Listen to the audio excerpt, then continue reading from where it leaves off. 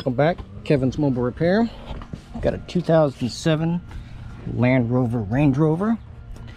Customer complained of a shifting issue while driving. The car will temporarily move into neutral while driving.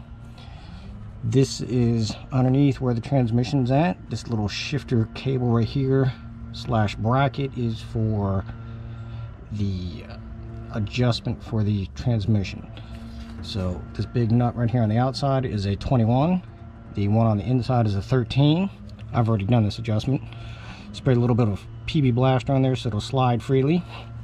Make sure that your shifter inside the vehicle is all the way forward.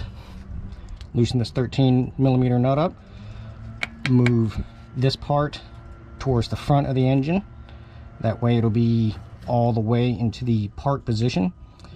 Once you do that, tighten it back up and then take it for a test drive. The only thing I did take off was this little heat shield right here, which will be going back on.